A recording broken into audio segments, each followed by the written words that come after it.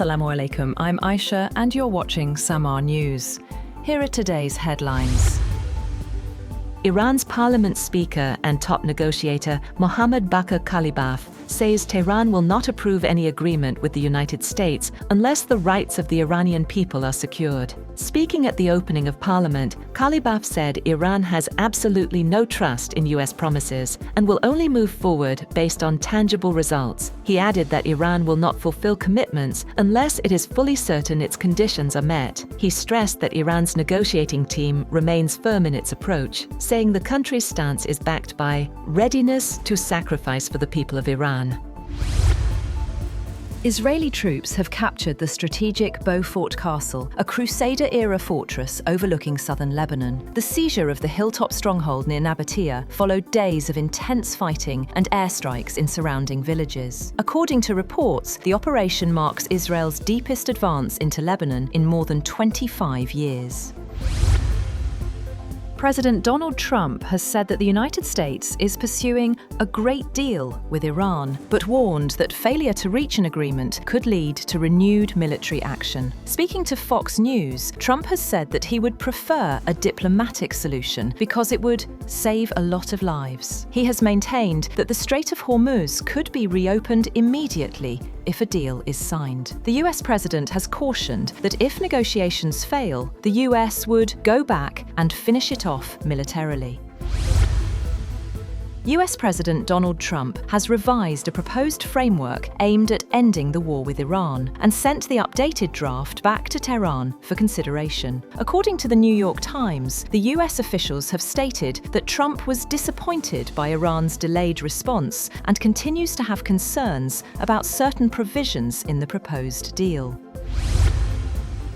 On the other hand, US Defense Secretary Pete Hegseth has warned that Washington is ready to restart attacks on Iran if diplomacy fails, while urging Asian allies to sharply increase defense spending to counter China's growing military power. Speaking at the Shangri-La Dialogue in Singapore, Hegseth said the United States remained capable of resuming operations against Iran, even as it continued to focus on security challenges in the Asia-Pacific region. Hegseth said negotiators from Washington and Tehran were still trying to bridge major differences, blocking a deal.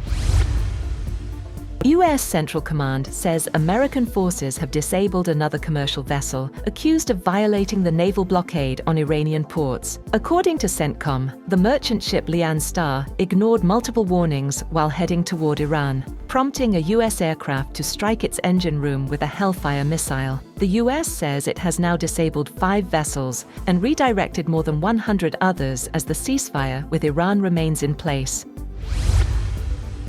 On the other hand, Iran has reaffirmed its control over the Strait of Hormuz, warning commercial and military vessels to follow its navigation rules. Iran's Khatam al-Anbiya central headquarters says ships must use designated routes and obtain permission from the Revolutionary Guard Navy, while cautioning that any interference with maritime operations could trigger a response. Meanwhile, fighting has intensified along the Israel-Lebanon border despite a US-backed truce, with smoke rising across southern Lebanon and rockets exchanged between the two sides. Benjamin Netanyahu says Israeli forces have advanced north of the Litani River, while efforts continue in Washington to secure a broader peace deal and disarm Hezbollah. Pete Hegseth has also told reporters that the United States, Britain and Australia are working together to develop unmanned undersea vehicles as part of their trilateral AUKUS defence pact. The programme comes under AUKUS's so-called Pillar 2 to develop advanced defence technology including quantum computing, undersea, hypersonic, artificial intelligence and cyber technology. He said the signature project will deliver a suite of highly adaptable, multi-mission UUV payloads designed to support undersea operations and maintain our collective advantage in the maritime domain. US President Donald Trump has suggested cancelling all musical performances at the Great American State Fair in Washington, D.C., after several musicians pulled out of the event. The fair, organised by Freedom 250 to mark America's 250th anniversary, is scheduled to open on June 24th. Organisers previously announced that Trump would launch the celebrations with a formal opening ceremony.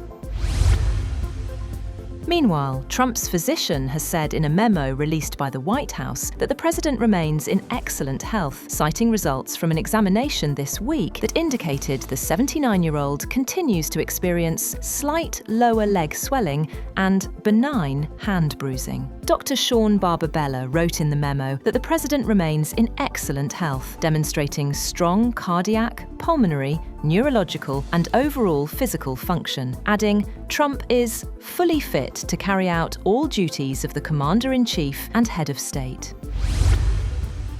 Tedros Adhanom Ghebreyesus has called for greater international support to combat the spread of Ebola virus disease during a visit to the hardest-hit region of Democratic Republic of the Congo. Speaking in Bunia, capital of Ituri province, the World Health Organization chief has said that the international community was assisting the Congolese government, stressing that more support was needed to contain the deadly outbreak.